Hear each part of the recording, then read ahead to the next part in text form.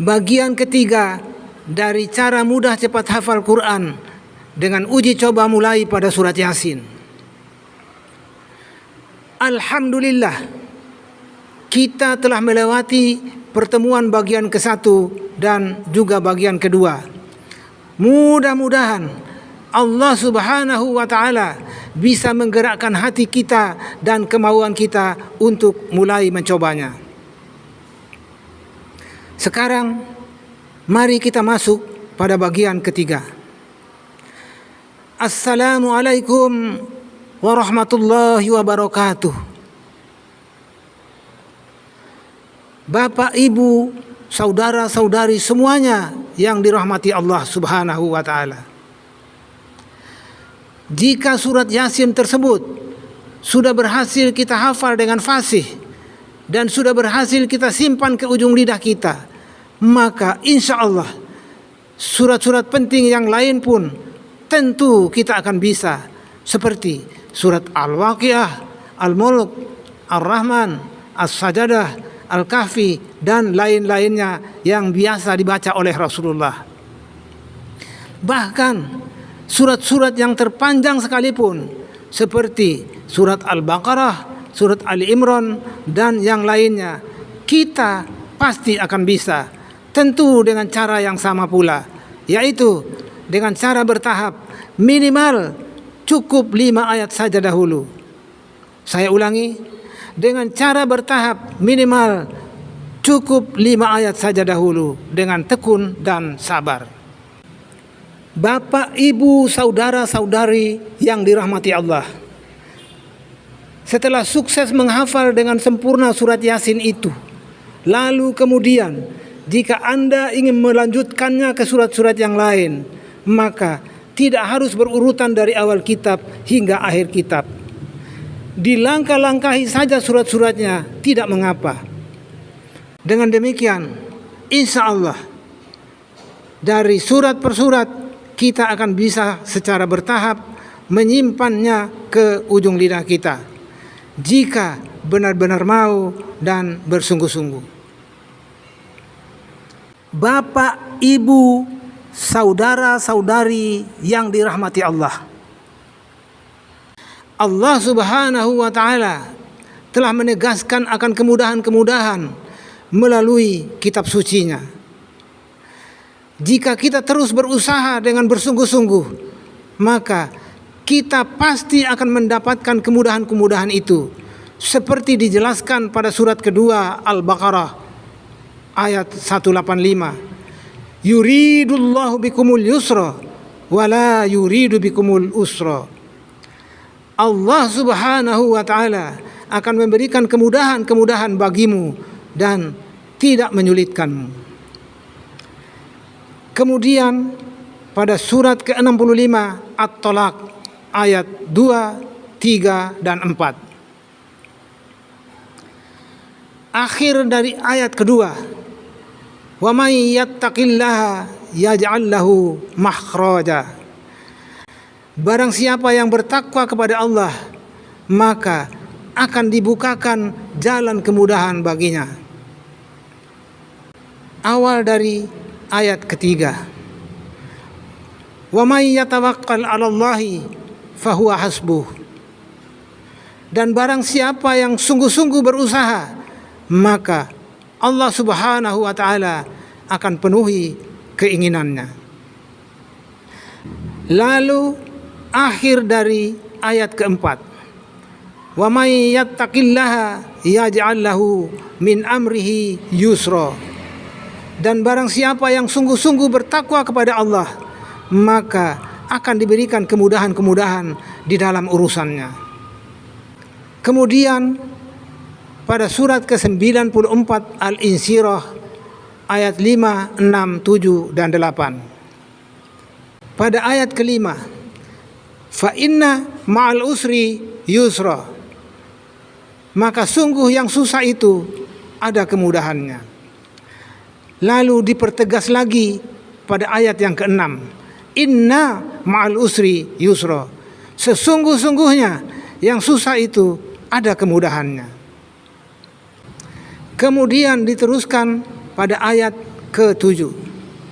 Fa idza faragta fansob. Jika sudah selesai yang tadi, dalam hal ini yaitu 5 ayat tadi, fansob, maka teruskanlah dengan yang lainnya. Artinya lanjutkan kepada 5 ayat yang berikutnya. Lalu pada ayat yang ke-8, wa ila rabbika farghab, dan hanya kepada Tuhanmu lah kamu berharap akan kemudahan-kemudahannya. Nah, Bapak, Ibu, saudara-saudari yang berbahagia, mari kita lihat pada penegasan ayat-ayat tadi tidak ada pengecualian tentang usia. Berarti kemudahan-kemudahan itu berlaku bagi semua usia tanpa terkecuali, termasuk yang sudah sangat lansia sekalipun, seperti beberapa banyak lansia yang sudah berhasil. Jika kita benar-benar mau, maka pasti dan pasti bisa. Sangat mustahil tidak bisa. Karena mustahil bagi manusia tentu tidak mustahil bagi Allah. Asalkan kita harus yakin dan berprasangka baik pada diri sendiri bahwa saya pasti bisa, saya pasti bisa, dan saya pasti bisa. Firman Allah Subhanahu wa taala yang tersirat melalui lisan Rasulullah sallallahu alaihi wasallam yang diriwayatkan oleh Abi Hurairah. An Abi Hurairah radhiyallahu anna Rasulullah sallallahu alaihi wasallam qaal. Dari Abi Hurairah radhiyallahu bahwasanya Rasulullah sallallahu alaihi wasallam bersabda, qala Allah taala, Allah Subhanahu wa taala telah berfirman, ana inda dhonni abdi bi, aku akan berikan kepada hambaku sesuai prasangka hambaku. Wa ana ma'ahu idza dzakarani, dan aku akan selalu bersamanya jika dia selalu berharap kepadaku. Nah, Bapak, Ibu, saudara-saudari, jika kita yakin bahwa diri kita bisa, maka pasti bisa dan akan dibisakan oleh Allah Subhanahu wa taala. Demikian juga jika sebaliknya dari itu. Semuanya tergantung pada prasangka dari diri kita sendiri. Jadi, Bapak, Ibu, saudara-saudari semuanya yang sangat berbahagia di dalam rahmat dan kasih sayang Allah Subhanahu wa taala. Bagi Anda yang ingin mencoba mengikuti cara mudah ini, maka silahkan mulai. Tetapi ingat, poin ke-1, perhatikan semua ketentuan-ketentuan yang telah dijelaskan pada bagian ke-1, bagian kedua, dan bagian ketiga ini. Poin kedua, jika sudah berusaha tetapi belum berhasil hafal sampai ke ayat 83 atau merasa sulit untuk menghafalnya, maka coba perhatikan kembali akan ketentuan-ketentuan tersebut. Kemungkinan ada yang diabaikan sehingga belum berhasil. Lalu poin ketiga, coba dibantu juga dengan berpuasa di siang harinya, karena dengan tekun berpuasa maka insya Allah daya ingat kita akan dipermudah untuk menghafal. Bapak, Ibu, saudara-saudari yang berbahagia, hasil dari 3 kali pertemuan ini, jika Anda merasa perlu untuk menyampaikannya kepada yang lain, maka silahkan bagikan ketiga-tiganya. Jangan dipisah-pisahkan agar mudah difahami, karena dari yang satu dengan yang lainnya saling berkaitan. Dengan membagikannya kepada yang lain, maka itulah sebagai langkah dakwah Anda dalam beramar ma'ruf. Insya Allah akan diberi ganjaran pahala oleh Allah Subhanahu wa taala yang terus mengalir kepada Anda, walaupun sudah berada di alam akhirat sana, selama masih ada yang mengamalkannya dan mengajarkannya kepada yang lain. Hadis riwayat Muslim dari Abi Hurairah radhiyallahu an bahwa Rasulullah sallallahu alaihi wasallam bersabda, apabila seorang hamba telah meninggal dunia, maka terputuslah segala amal ibadahnya, kecuali ada 3 hal. Pertama, shadaqatun jariyah, yaitu sedekah yang bermanfaat untuk orang banyak dalam waktu yang panjang.